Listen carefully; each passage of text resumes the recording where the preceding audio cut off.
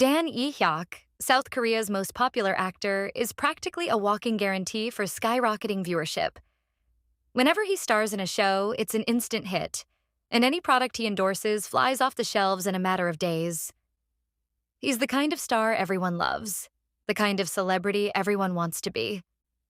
And with his position as the chairman of the prestigious NB Group, one of the top 10 corporations in South Korea, his life seems worlds apart from that of an average person. At least that's what Seol Eun-Seol thought. She never imagined that behind Dan Yi-Hyok's cool, almost untouchable demeanor, she would witness a side of him she never expected. It's a side that makes her question everything she thought she knew about him. After a quick photo shoot, Eun-Seol thinks she is done and begins to stand, ready to leave. But she is stopped by a gentle but firm grip on her arm. Yi-Hyok doesn't let her go so easily. He casually asks why she is planning to leave her lover like that, teasing her as if they've been together for ages. Eun-Seol can't help but laugh at his sudden playfulness. His teasing seems so out of place for someone who's always so composed.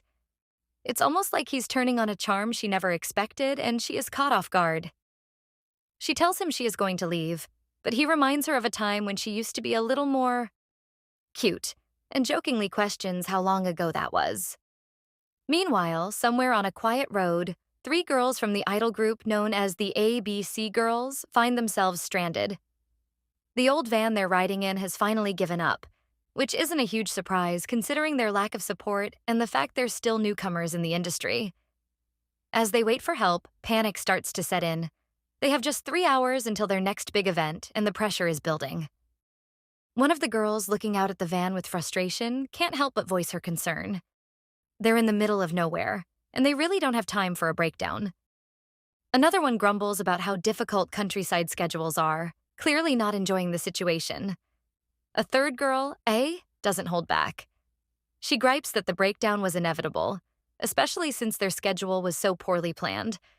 After all, they're newcomers and the van was probably already on its last legs. A jokes that if they were going to end up like this, they should have just scheduled the event in North Korea for all the good it did them. One of the guys with them, trying to stay calm, reminds her that they're not yet at a level where they could take such risks. But A's response is quick and sarcastic, reminding him that it's not like anyone cared. The girls sigh, clearly tired of the whole situation. One of them then asks about the car insurance. They need to know when help is arriving. They really don't have much time to waste. The guy, looking a little awkward, responds that the agency told him someone is coming to help. None other than the manager of actress Kim Yumi. The mention of Kim Yumi's name immediately makes the girls uneasy. They've all heard the rumors about her terrible personality, and none of them are particularly excited about the idea of meeting anyone connected to her. The guy quickly tries to clarify, laughing nervously, saying it's just her manager, not Kim Yumi herself. Despite the tension, the girls don't really have time to dwell on it. They're down to 3 hours before the event starts, and stressing over who's coming to help won't fix their situation. Just as things seem hopeless, a bus pulls up, stopping right in front of them. The ABC girls, still recovering from their unexpected van breakdown, are completely taken by surprise when a town bus pulls up in front of them. They exchange confused looks, wondering why it's stopping here, of all places. Then, Eun-Seol steps off the bus, her face hidden beneath a cap, but still radiating an effortlessly cool vibe. With a smile, she greets the girls, introducing herself in a calm, collected manner. As they step onto the bus, they're in for a shock. The inside of the bus has been transformed into a full-on costume and makeup room, complete with blankets, cushions, and snacks. The girls can hardly believe it. This wasn't the kind of bus they were expecting. Eun-Seol casually mentions that she has thought of everything, from the setup to the comfort of the girls. She even points out where they can rest and grab a snack while getting ready. Relieved, the first girl comments on how much time this is saving them. They'll be able to get ready much quicker than they thought.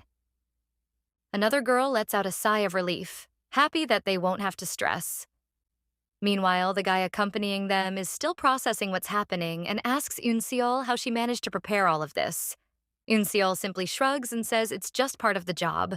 She adds that it's tough to get ready in a cramped car, especially when they have an event coming up. She encourages them to relax and even take a nap while they get ready, assuring them they won't be late. The girls look at each other in disbelief, muttering to themselves. They all feel the same way. She is really good at this.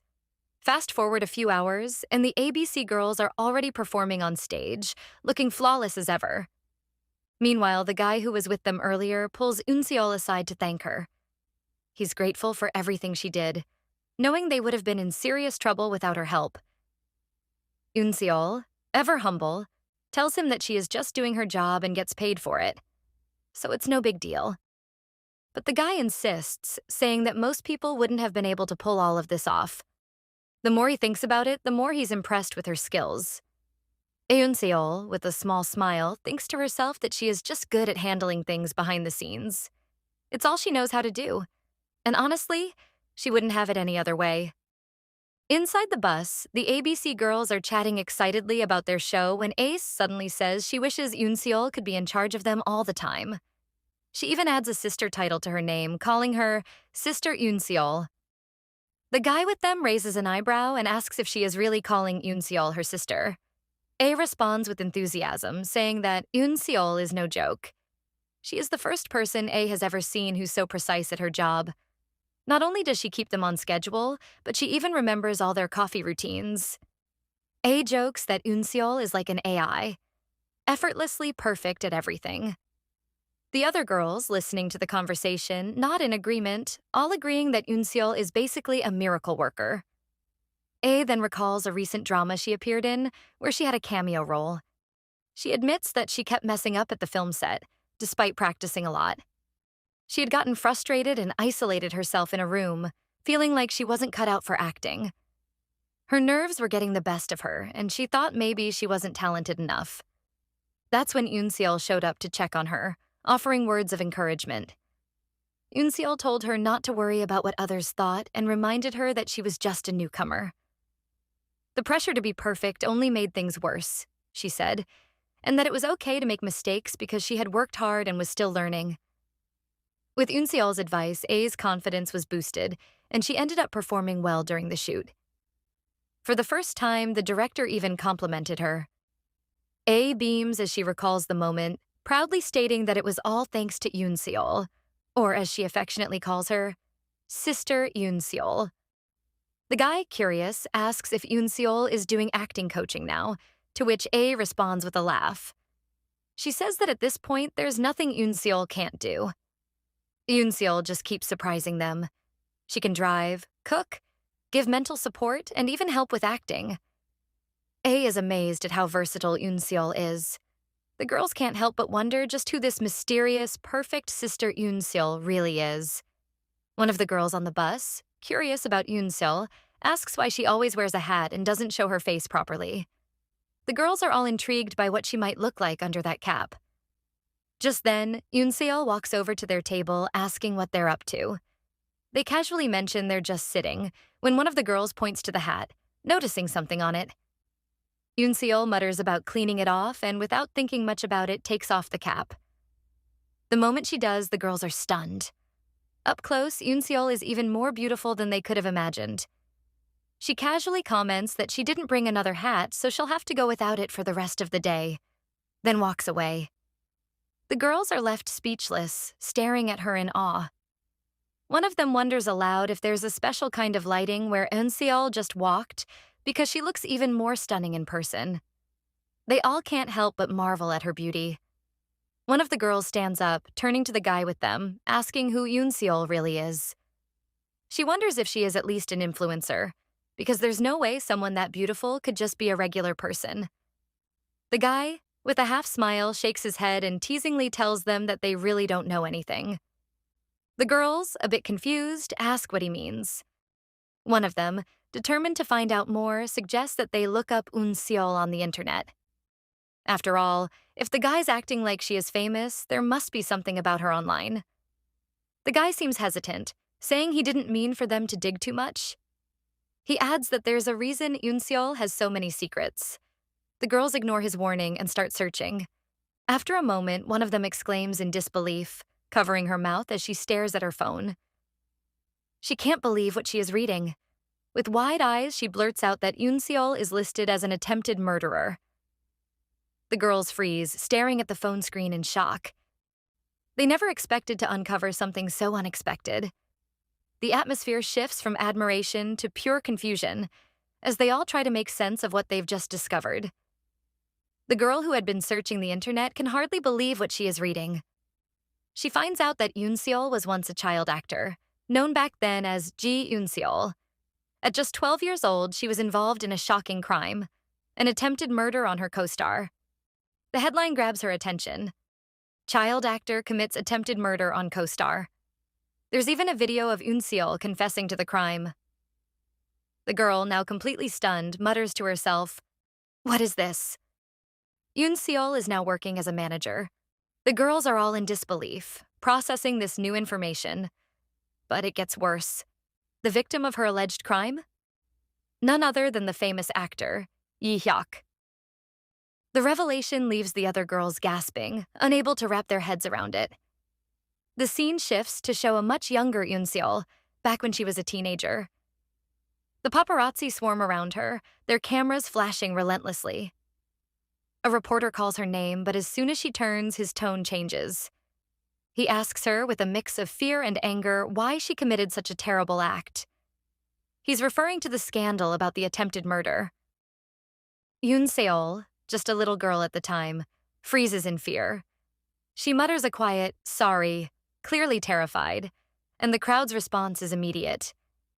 They start throwing things at her, hurling accusations like, "You tried to kill Yi-Hyeok." Her body shakes and she tears up, but she can't seem to find the words. "I didn't do it," she cries out. But before she can say more, she wakes up, tears still streaming down her face. She is sitting on her bed, curled up with her head between her thighs, reliving the nightmare once again. The weight of the past is too much for her, and she is left feeling hopeless. Again, another sleepless night, she thinks to herself. Her alarm clock suddenly rings, pulling her from her thoughts. It's 4 a.m. She is exhausted, mentally and physically drained. When will I ever be free from that dream? She wonders quietly as she struggles to shake off the haunting memories. After a long sigh, she slowly gets dressed, wiping away any remnants of sleep from her eyes. She picks up her phone, glancing at the time, and heads to the living room. Eun-Seol walks into the living room, surprised to find her dad sitting there. She calls out to him, asking why he's still awake. He looks up at her and explains that he rescheduled his business trip, but then he asks if she is leaving already. Eun-Seol nods and tells him she has a schedule to follow. Her dad, still concerned, questions if she is pushing herself too hard. She quickly assures him that everything is fine, brushing it off with a no to calm his worries. Her father's expression turns thoughtful as he recalls a time not long ago when she was afraid to even look people in the eye. He suggests that maybe it's better for her to do something else instead of working in the entertainment industry. Eun-Seol feels a pang in her heart at his words, but she hugs him, telling him she is fully recovered now. She reassures him that she is taking her medicine, and if she wears a hat, no one will recognize her, so there's nothing to worry about.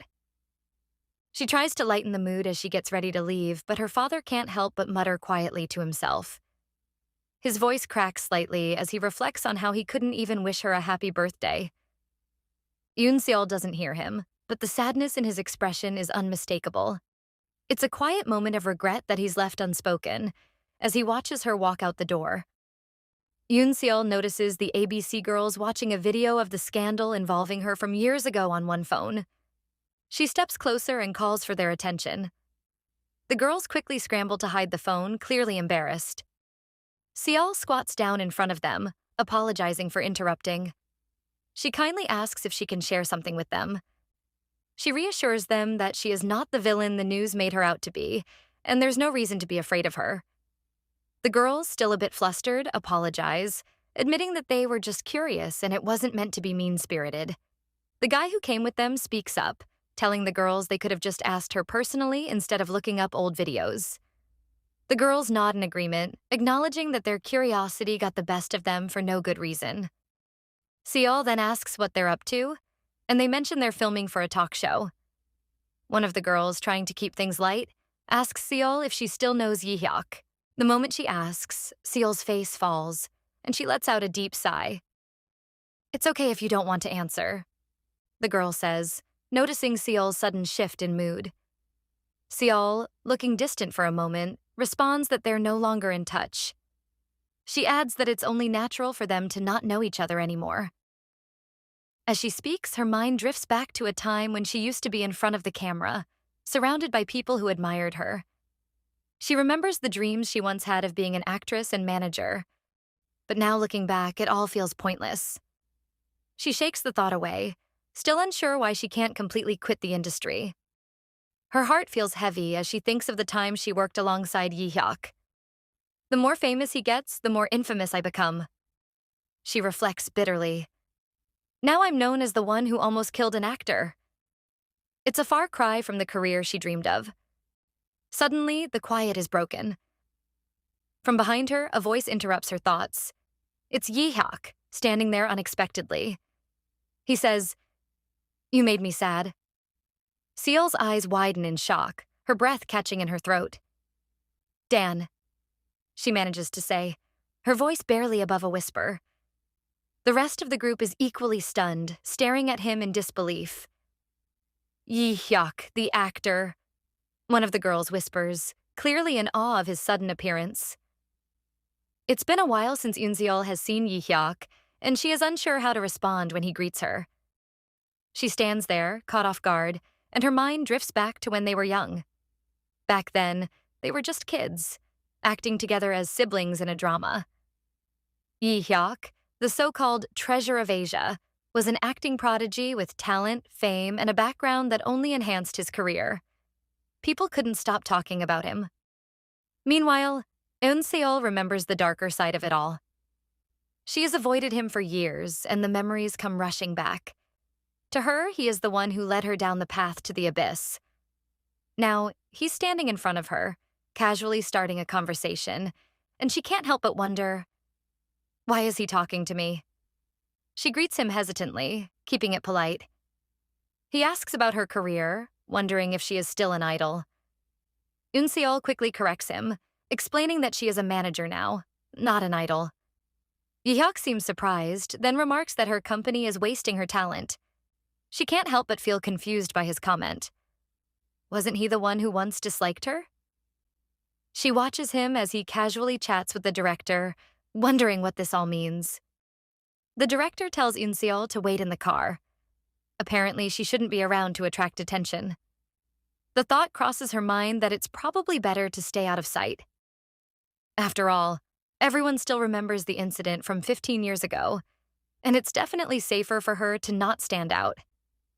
She watches as Yi-Hyeok and the director walk off, engaging in some serious discussion. She is almost certain that this drama is being produced by Chanlin Entertainment. As she stands there, trying to make sense of everything, Yi-Hyeok suddenly turns and looks at her.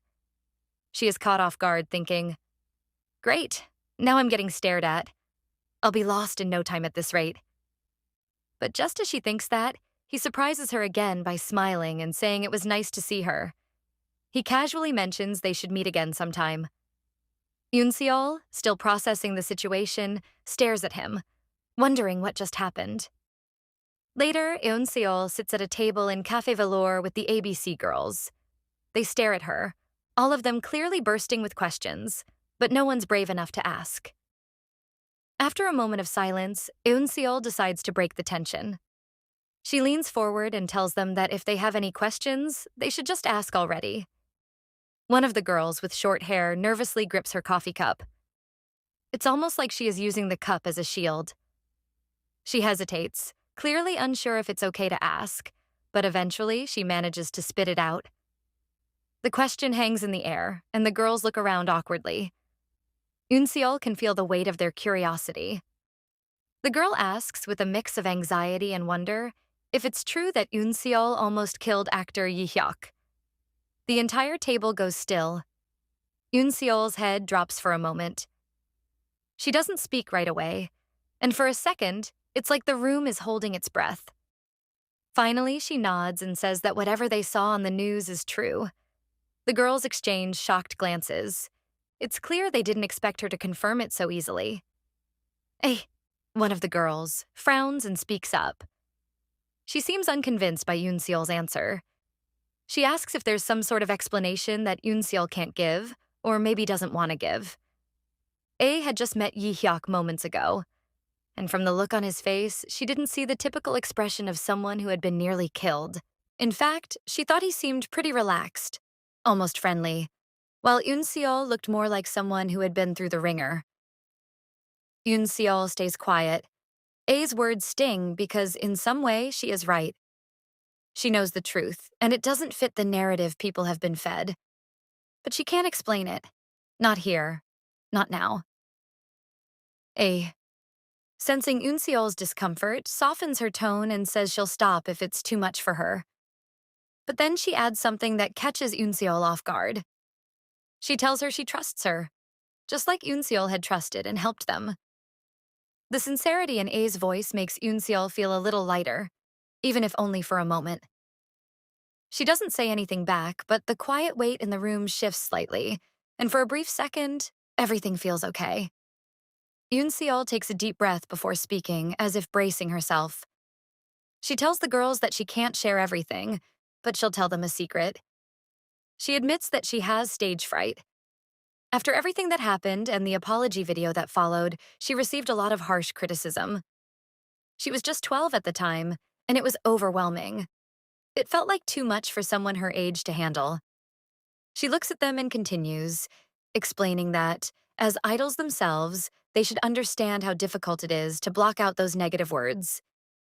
Even if you try to ignore them, it's never as easy as people think. The girl with dark hair then speaks up, saying it's especially harder when it involves someone powerful, like a big actor such as Yi-Hyeok. When someone with that level of influence gets involved, it's easy for the media to twist the narrative and frame an innocent person. Eun-Seol responds, defending Yi-Hyeok's innocence in the incident. But the girl, still not fully convinced, asks if it's hard for Eun-Seol when they ask questions like this, since she is usually so calm and nonchalant. Eun-Seol looks down, sighing quietly. She admits that it is hard. The emotions she has worked so hard to suppress over the years are flooding back. She confesses that she once dreamed of shining like they do, of following her passion. But after the incident, everything changed. Her life felt ruined, all because of that one moment. Her thoughts drift back to that time, blurry memories coming back to her. She remembers her brother, Oppa, and how he slipped something into Yi-Hyeok's bottle. It's still unclear to her because she was half asleep, but she can make him out in her mind, even though the details are blurry. Eun-Seol recalls the incident from when she was only 12 years old. It happened during a domestic sitcom called A Conglomerate Family. The show marked Yi-Hyeok's debut, and it was the drama where Eun-Seol and her brother Do-yoon appeared in supporting roles. It was a big deal at the time, but it all feels like a blur now. She remembers how her mom was furious when she looked through the articles about the drama. Yi-Hyuk's name was mentioned everywhere, while the other actors, including her own brother, barely got a mention. Her mom scoffed and muttered about how there were so many talented actors, yet he was the only one in the spotlight. "Huh, a standout acting skill? Are they serious?" she said, clearly annoyed. The drama became a box office hit, but that didn't seem to calm her mom's frustration. She threw her phone down in anger after another phone call with the director, who seemed to praise Yi-Hyeok nonstop. "If they're going to give all the attention to him, why did they even cast you?" she snapped, turning to Do-yoon. The tension in the room was palpable. "In this episode, you're completely overshadowed by Yi-Hyeok. The editing's a mess. Do you think you can survive in this industry like that?" She pointed at him, her frustration growing. Their mother, who was an unknown actress, also acted as their manager. She always hoped to live out her unfulfilled dreams through her children. But it didn't seem to be going the way she wanted. She stormed out, saying she needed to have another talk with the director. Before leaving, she told Do-yoon to practice his vocals, but it didn't seem like her mind was in the right place. As the day wore on, her mom grew more and more hysterical. Eun-Seol remembers her mumbling to herself, almost as if she were talking to no one. "You kids lack nothing. You should be shining, but why aren't you?" Her calls to the director and Yi-Hyeok were endless. "Please, calm down," Do-yoon said, but it was clear that their mother wasn't listening. She approached him, grabbing his shoulder with a wild look in her eyes. "You two listen carefully. You're fish that can't be locked up," she said. She went on about how the entertainment industry was like a pond, full of fish but without enough food to go around. "Only one fish will survive," she said dramatically. Her mom believed that the ones who made it were the ones with star potential, talent, and the family background to back them up. If they didn't have that, they'd starve in the industry no matter how hard they worked. Do-yoon felt the weight of her words, and so did Eun-Seol. It wasn't just a warning. It was the reality they had to live with. As the pressure continued to build, Do-yoon found himself struggling. His screen time was less than Eun-Seol's, even though she had started acting later than him. On top of that, he was always aware of being a substitute for someone else, a feeling that only made things worse. Then, the incident happened. It felt almost planned. Do-yoon knew about Yi-Hyok's allergy, yet he put something in his water bottle, something that triggered an anaphylactic reaction. Yi-Hyok collapsed, suffering seizures from the severe allergic reaction. The damage was done. Eun-Seol confronts her brother, Do-yoon, when she sees him slip something into Yi-Hyok's bottle. Do-yoon panics, not knowing what to do. Yi-Hyok's grandfather, Chairman Dan of the NB Group, is furious, and in the chaos, Do-yoon runs away from home, disappearing without a trace. At home, Seol is asked if Do-yoon has returned yet. She tells their mom that he hasn't, and without warning, her mom dramatically falls to her knees. She tells Seol that if her brother dies, she'll die too. Seol is shocked by how her mom is acting. She has never seen her so frantic. Her mom then tells her that she is the only one who can save both her brother and herself. Seol is confused, unsure what her mom really means, but she wants to help. Her mom insists that if Seol makes an apology video and takes the blame for everything, it will be like nothing ever happened. She tells Seol to just close her eyes and apologize. Her mom calls her a good daughter and reassures her that she won't give up on her. She says that the video won't be released anywhere, so everything will be fine. Seol feels overwhelmed by her mom's constant pressure and the words of others. She wants to be part of their family, the way they've always dreamed, so she makes a decision that she will regret forever. She records the video, apologizing for trying to harm Yi-Hyeok. She doesn't know if her mom lied about the video not being shown to the public, but it quickly spreads everywhere. The video becomes the talk of the town, and soon enough, Seol decides to temporarily retire from the entertainment industry. Her dreams of becoming a star are shattered, and just like that, her chance to bloom in the industry is over before it even truly began. Eun-Seol is on her way home after hanging out with the girls. She had planned to have a drink or two, but one turned into many. She felt bad for the girls, knowing they must be shaken by the news. They were probably struggling to understand why she'd agreed with what the media was saying, even though she knew they'd always have her back, no matter what. As she walks, her thoughts drift to her past, and she wonders, whoever said time heals all wounds? Time doesn't heal. It just leaves scars. The wounds become permanent, like old memories that never really fade.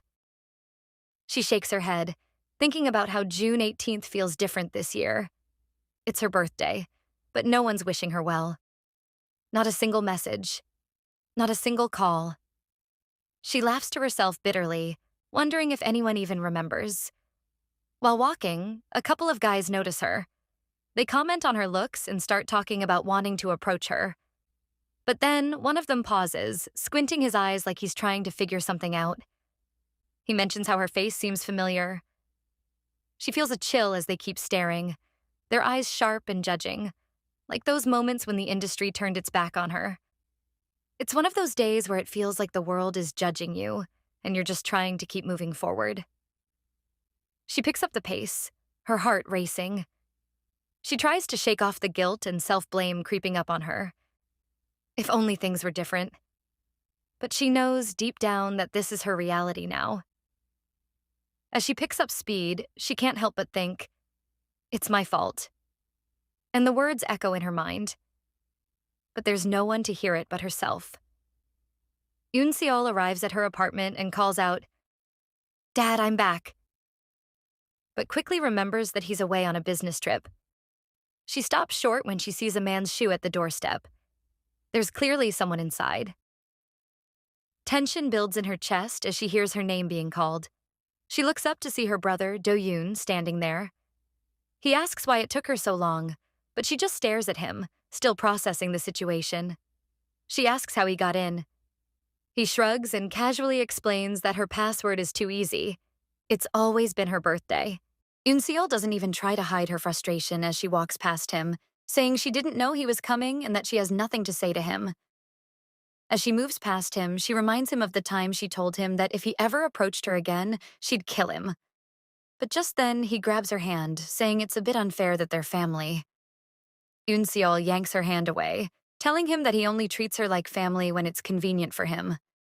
She adds that when she was younger, she really wanted to be part of his family, so she did everything she could to fit in. But not anymore. He sighs, asking if she is still holding on to all of that, calling it excessive. Eun-Seol, already on edge, snaps back, asking what he means by grudge. She thinks about the scandal and everything that's happened and tells him to say it again. Do-yoon just sighs again, admitting that thanks to her selling him out, he's now the best actor at Min Entertainment.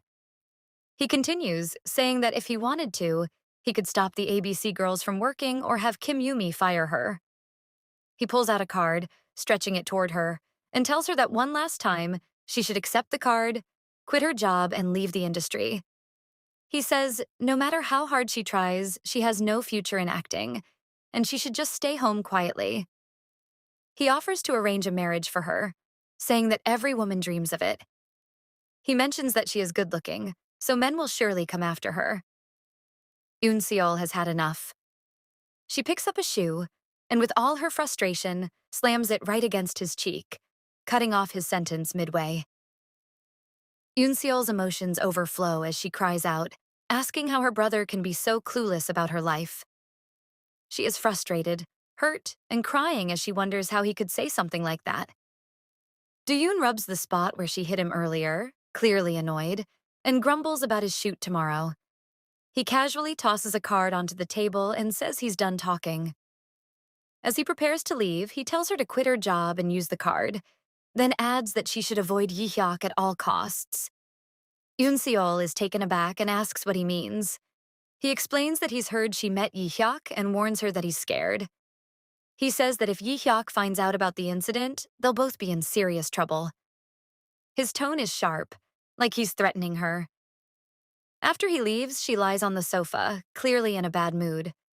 She is frustrated, exhausted, and her mind is racing. The TV is on, and as she glances at it, she sees her brother being interviewed. She can't help but think back to a time when he cried, thankful that she was the only one who stuck by him. She recalls how earlier, when he entered the house, he used her passcode. Her birthday. Yet it didn't even cross his mind that today was her birthday. She mutters quietly to herself, hoping he doesn't remember, and then quickly turns off the TV. Curling up on the sofa, she tries to escape the weight of everything, her thoughts spinning in every direction. The next morning, Eun-Seol steps out of her bedroom and spots the card that Do-yoon dropped yesterday. She remembers his words from the day before and rolls her eyes, thinking it's laughable. She picks up the card, briefly glances at it, and then tosses it straight into the trash can, not giving it another thought. Meanwhile, at Yi-Hyok's house, he's in the gym working out when a guy approaches him. Yi-Hyok looks up and asks what he wants. The guy shows him something on his phone. It's a post claiming that Yi-Hyok supports the ABC girls. Yi-Hyok responds, saying he can clearly see the post. The guy goes on, asking how he can just promote a girl group out of nowhere while on a break from the entertainment business without even shooting his commercials. He's concerned about how the public will react. Yi-Hyok scoffs, jokingly asking if the guy thinks he's handsome. Then he takes a more serious tone, saying he'll be more careful next time, but that he simply felt like doing it. As he puts on his shirt, his mind briefly drifts to Eun-Seol, a thought he quickly pushes aside. The guy, not letting it go, asks if Yi-Hyok plans to renew his contract. Yi-Hyeok agrees, but the guy presses on, saying that lately, Yi-Hyeok's been all over the news, especially with rumors that he might take over management rights of NB Group. He's worried that Yi-Hyeok might be doing this to gain favor with Chairman Dan. Yi-Hyeok shakes his head, assuring him he's not planning to leave the entertainment industry.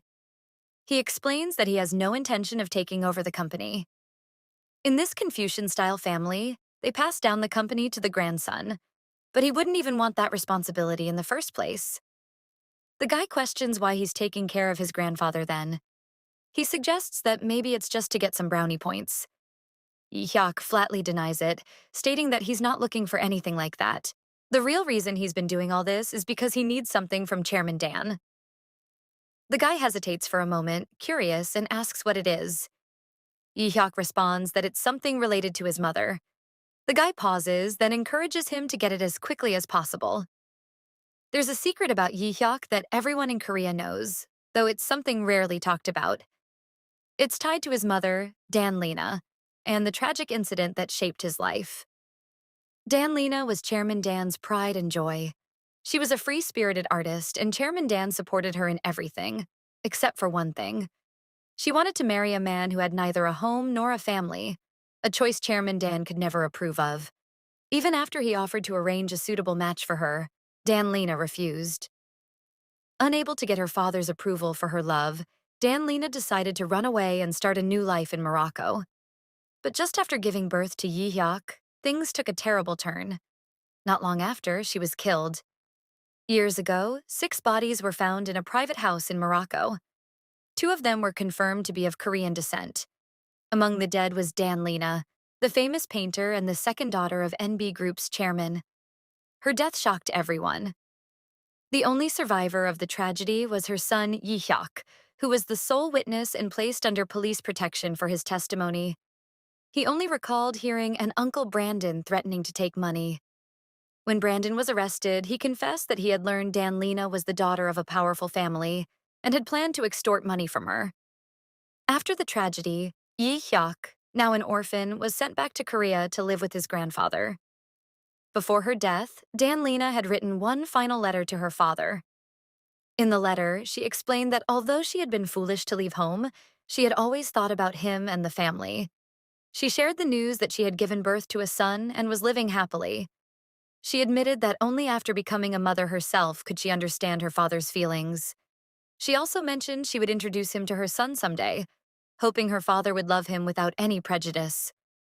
Chairman Dan asks his son to register Yi-Hyeok under his family name as an adoptive son so Yi-Hyeok can settle in without any problems. As a result, Yi-Hyeok, originally Chairman Dan's maternal grandson, becomes a paternal grandson in the family registry. This move causes Yi-Hyeok to abandon his work and take care of his grandfather. With abundant wealth, this decision is easily understood by the public. Filial piety and a good personality create a positive impression. But in the entertainment industry, being a good family member doesn't always translate to being a good actor. If you can't juggle family responsibilities and keep up with your schedule, it's hard for managers and audiences to see you as a true professional. His manager can't help but ask why Yi-Hyeok hasn't been able to get what he needs related to his mother. The manager suggests that he should finish things up quickly and return to work. However, Yi-Hyeok isn't rushing. He mentions the ongoing battle with AD agency PDS, explaining how it's a constant struggle. He asks his manager to let them wait a bit longer or to move on to other actors. But of course, Yi-Hyeok believes no one else could possibly take his place. The manager sighs in frustration, knowing the situation is complicated. As he's about to say something else, there's a knock on the door. A voice from outside calls to him, informing him that the chairman is looking for him. Before leaving, Yi-Hyeok turns to his manager and reassures him that he's determined to get what he wants this time, so the manager should just wait a little longer. Despite his outward confidence, the manager can't shake the feeling of unease. He sighs helplessly, unsure of what to expect next. Yi-Hyeok sits across from his grandfather, Chairman Dan, feeling a growing sense of dread. A few minutes ago, they'd been playing chess, and now it feels like he's caught in a game he didn't sign up for. His grandfather had casually asked how things were going at Chanran Entertainment and if he was managing to balance work with taking care of him. Yi-Hyeok had responded, mentioning that he came to visit to avoid any issues with public opinion. The old man had praised him for being so thoughtful, a model grandson, but Yi-Hyeok can feel something looming. In the midst of the conversation, his grandfather drops a bombshell. He's going to hand over the management rights of the company. Yi-Hyeok's mind goes blank. This isn't what he wanted. Not by a long shot. His initial reaction is confusion, and it shows on his face. His grandfather, as sharp as ever, doesn't miss a beat and continues, offering even more: affiliate stakes and a possible CEO position. He says no one is more suited for the job than Yi-Hyeok. Of course, he tries to keep a straight face, but the words are like a punch to the gut. This isn't the deal he had in mind. All he's been hoping for is the Seon Arts Museum. A museum, not corporate takeover nonsense. His grandfather's offer keeps growing and the pressure is building. Yi-Hyeok is on the verge of a breakdown. The beads of sweat forming on his forehead are the only things giving away how much he's struggling. He's not even sure if he can hide his discomfort. But then the old man gives him a sharp look, like he's seen right through him, and Yi-Hyeok feels the weight of his words. "Don't feign innocence," the chairman says. It's like the man can read him like an open book, but Yi-Hyeok can't help it. He's just not cut out for this kind of life. Yi-Hyeok leans forward, his mind racing. The pressure from his grandfather's offer feels overwhelming, and there's only one question on his mind. What about the Seon Arts Museum? That's the one thing he's been hoping for. The only asset in the family that really matters to him. The museum, owned by his mother, Dan Lena, has been her life's work. It's the only thing she's ever truly cared about. For Yi-Hyeok, it's the one thing worth fighting for. However, his grandfather's response is far from what he expected. The museum, it seems, is nothing more than a bargaining chip, a pawn in the larger game of family succession. With its profitability on the decline, it's no longer seen as a valuable asset. It's simply a piece of the puzzle to secure the next successor. But Yi-Hyeok isn't interested in that. All he wants is the museum, not the weight of running a giant company. The offer of management rights to the company just doesn't hit the mark for him. But his grandfather isn't finished. He suggests that Yi-Hyeok's uncle should take over the museum instead. Apparently, his uncle has to make a living too. Yi-Hyeok isn't thrilled by this idea. The thought of his uncle running the museum makes him uneasy, and the feeling is written all over his face. But, ever the diplomat, he keeps his cool, masking his dissatisfaction as best as he can. The more he imagines the museum in his uncle's hands, the worse it feels. It's as if the one thing he truly wanted is slipping through his fingers. In a quiet moment, he mutters to himself, his frustration building. The situation feels like a mess. If his uncle gets the museum, what does that leave for him? This isn't what he had in mind, and the stakes are higher than ever. Back at his place, Yi-Hyeok slumps on the sofa, letting out a long sigh. He mutters to himself, feeling the weight of everything piling up. The thought of his grandfather handing over management rights to him is driving him crazy. He can't make sense of it, especially in a traditional family like his, where he's been told who he can and can't date. Yet suddenly he's expected to take over a massive company. He shakes his head in disbelief. And the Seon Arts Museum? The idea of giving it to his uncle feels even worse. As he's lost in his thoughts, the guy from earlier walks up with a cup of coffee, asking why he looks so stressed. He's just curious if Yi-Hyeok is really planning to quit the entertainment industry and take over NB Group. Yi-Hyeok rubs his temples, explaining that he's not at all interested in running the business. Right now, he's trying to figure out how to reject the succession entirely. The guy presses further, asking why Chairman Dan can't just give the company to his son. Yi-Hyeok's response is blunt. His uncle, the chairman's son, is a mess. He's currently in a mental hospital, and there's no way he's fit to take over. The guy asks about Yi-Hyeok's cousins, the sons of his uncle.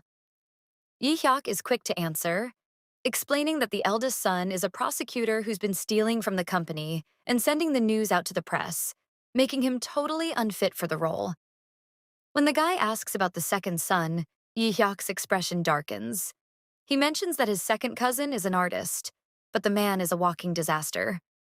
He can barely handle himself, much less run a company. The guy comments that it sounds like the whole family is filled with weirdos. The eldest one robs the family, the second one will give their grandfather a heart attack, and their father just drinks and gambles. Yi-Hyok sighs, knowing he's stuck in this mess. The guy keeps pushing, suggesting that if he were Chairman Dan, he'd give Yi-Hyok the company. Yi-Hyok touches his temple, frustrated. He's losing his mind with the pressure. He jokes, asking if the only way to avoid this fate is to be as messed up as his cousins. The guy asks how he plans to ruin his reputation, and Yi-Hyok looks back at him, unsure. Neither of them has a clear answer. The guy, now thinking about his own situation, mentions that he's probably about to be unemployed and might need to find a part-time job. Yi-Hyok turns to him for some advice. That's when the guy suggests an idea. He tells Yi-Hyok he has a plan that won't hurt his acting career but will definitely disappoint Chairman Dan. Of course, it involves a scandal, especially one involving someone the chairman can't stand. Yi-Hyok's eyes light up as the thought begins to take shape in his mind. The key, the guy says, is who Yi-Hyok dates. It's all about creating the right kind of negative impression. Yi-Hyok smirks, realizing he might already know exactly who that person is.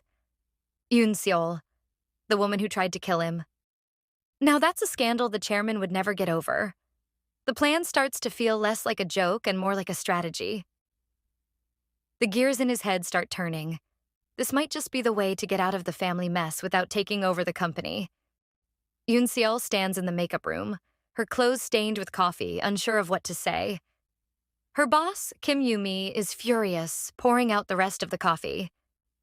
Kim scolds her for adding syrup, saying it will make her face puff up before the shoot. Seol tries to explain, reminding Kim that she was told to add 2 pumps of syrup, but Kim doesn't want to hear it. She sharply criticizes Seol for not knowing better by now, making her feel incompetent. Seol can't help but feel frustrated. She misses the days when the ABC girls treated her with respect, acknowledging her efforts. Now, Kim's harsh words sting, and she's left wondering what went wrong. Kim continues to scold her, calling her out for every little mistake, making it clear that she's unhappy with Seol's work today. Kim's jealousy is evident, especially when she comments on Seol's appearance. She orders Seol to leave, telling her to get more coffee and a new outfit. Seol's heart sinks as she's handed a cloth and given another task to complete. The makeup artists in the room exchange glances, clearly uncomfortable with the way Kim is treating Seol, but none of them speak up. They know better than to challenge Kim. Seol walks out of the room, feeling humiliated, and stands behind the door, staring at the coffee stains on her clothes. Her mind drifts to the thought of quitting. At Yi-Hyok's house, a man approaches him with a formal bow, calling him young master. He asks if the rumors are true, but Yi-Hyok looks confused. He has no idea what the man is talking about. The man presses on, mentioning that the chairman had recently arranged a marriage consultation for Yi-Hyok. He adds that since then, the chairman has decided to make Yi-Hyok the CEO. Yi-Hyok listens, still trying to make sense of it all. The man continues, explaining that marrying into a prestigious family would help Yi-Hyok create a more dignified image, something different from his current image as an actor. It would also give him the perfect excuse to leave the entertainment industry behind. Yi-Hyok sighs deeply, realizing the pressure from his grandfather is pushing him toward this path. He can't help but think that a scandal might be his only way out of his grandfather's grip. He looks at the man and points out that a scandal seems like the only real option. The man hesitates, as though considering the risks. He agrees, but adds a word of caution. With their opponent involved, he's not sure if going through with the plan would be wise. Back in the makeup room, Kim Yumi pours out the coffee Eun-Seol just brought. She looks at Seol, who has her head down, and asks if she really bought coffee again. Kim clearly remembers telling her to buy mint tea, not coffee. Seol sighs, frustrated, and asks her to stop. Kim doesn't let it go, demanding to know why Seol is angry when she hasn't done anything right. Seol tries to explain, but Kim dismisses it and says she was also supposed to wear a hat when going out, slapping her lightly across the head for not following instructions. Kim criticizes Seol again, questioning whether she feels too confident in her looks to follow basic rules. Seol stays silent, her head lowered. Kim continues to stare down at her, and then throws in a comment about Seol's parents. She wonders if they know she's doing this kind of job. Kim says if it were her own mother, she would have told her to quit by now. Watching Seol struggle, she questions whether Seol even has anyone to talk her out of it. At that, Seol blurted out an unexpected response, telling Kim to apologize. Kim is taken aback, surprised by the sudden remark. She scoffs, asking if Seol has lost her mind. Seol, unfazed, tells her that she's being too harsh. Kim laughs it off, refusing to accept that she's in the wrong. But Seol ignores her and starts to turn to leave the room. Kim shouts at her, demanding to know where she's going, still clearly angry and wanting to continue the argument. Outside, one of the makeup stylists quickly rushes over to Eun-Seol. She grabs her hand, looking genuinely concerned. She tells Seol that Kim Yumi feels inferior to her, and that's why she acts the way she does. She explains that Kim is constantly compared to Seol, being styled similarly, and that jealousy is driving her behavior. The stylist tries to reassure Seol, mentioning that even the acting coach had asked for her videos from her childhood acting days. She believes Seol has the strength to deal with it and pleads with her to understand the situation. Seol listens, but inside, she feels the weight of it all. She responds to the stylist, saying, "Since when does understanding and being considerate become the responsibility of the victim?" She sighs, feeling exhausted. "My life is just one long endurance test. It's too much." She tries to push through, but it's clear she's struggling. "If I keep being considerate and compromising, what's in it for me?" Seol asks the stylist, her voice heavy with frustration. The stylist, noticing Seol's frustration, lets go of her hand and agrees, suggesting that Seol should consider going to another company. She admits that even she's struggling as a bystander, watching how Kim Yumi treats Seol. The stylist says that if it were her, she wouldn't be able to tolerate it either. She acknowledges how much Seol has endured already and offers her full support no matter where she decides to go. Seol thanks her quietly, feeling a mix of emotions. Life feels like a series of difficult days, but every once in a while someone shows up to lend support. Maybe that's what makes it bearable. With her mind made up, Seol walks away, determined to ask for her resignation. Eun-Seol's mother, who also happens to be her boss, tells her she can't quit. She reminds her that she's still under contract with the company as an actor, and her contract hasn't expired yet. If she decides to terminate it early, the penalty fee is $3 billion. She asks Eun-Seol if she's willing to pay that kind of price. Eun-Seol looks at her, shocked and frustrated, and asks, "What did you say?" Her mother goes on to explain that Eun-Seol once said she'd never want to be a celebrity, so she allowed her to work as a manager instead, never considering her stage fright. Now that she wants to quit, her mother is clear. It's not happening. Eun-Seol can't believe the outrageous fee her mother is asking for. She tries to reason with her, suggesting that asking for such an amount is too much. Her mother coldly tells her that if she insists on going through with the contract, she'll see her in the news again. The threat is clear. Gossip, pictures spread across the internet, things she can't handle. Eun-Seol winces as her mother reminds her of the tragic incident years ago, a time when her life spiraled because of it. Eun-Seol, clearly exhausted by the emotional toll, asks, "What do you want from me, really?" She tells her mother she can never go back to being an actor, something her mother knows well. Desperate, she asks again, "What's your reason for holding me here?" Her mother responds without missing a beat. If she wants to quit so badly, then she should go and record an apology video to Yi-Hyeok. The words hit Eun-Seol like a ton of bricks. She's left speechless for a moment, trying to process what her mother just said. Her mother explains coldly that if she leaves the company and reveals the scandal, then what will happen to Do-yoon? Eun-Seol feels a pang in her chest, a deep, painful realization. Her mother never saw her as a daughter. The hurt is evident, and she can't hold back her emotions any longer. Her life, she thinks, stopped ever since that time. She's been blamed for her brother's sin, and not a single day goes by where she feels safe. She remembers how hard it was to endure everything alone, especially as a young girl. But apparently, that's not enough for her mother. Now, she's robbing her of the life she has left. Doesn't she feel any pity for her? Her mother doesn't seem to care, though. She continues, saying that Eun-Seol would be useless even if she moved to another company. She would make sure of it. Eun-Seol is left stunned, trying to gather herself. Her mother's words hit her like a cruel truth. With a shaky voice, she sobs, wondering why she ever had to become family to a woman like this. Eun-Seol walks into a bar and spots her brother and Kim Yumi. As she approaches, Kim Yumi rudely shouts at her for barging in. Then, her expression changes when she realizes it's Eun-Seol.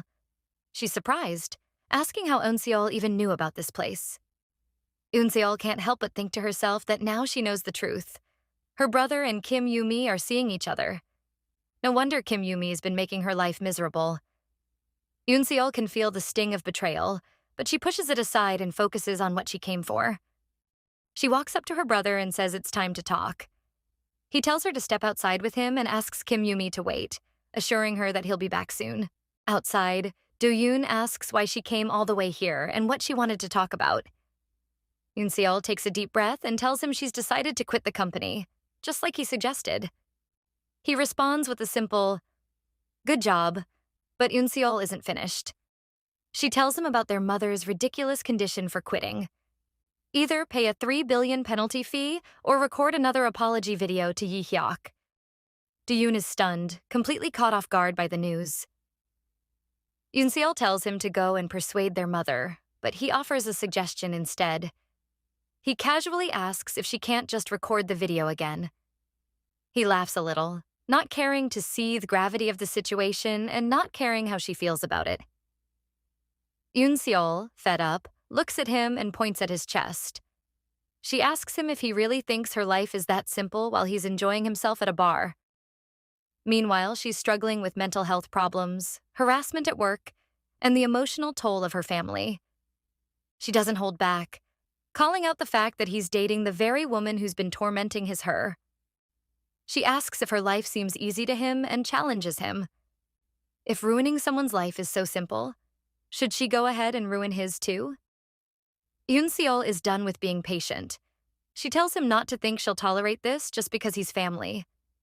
She reminds him that neither he nor their mother ever treated her like family.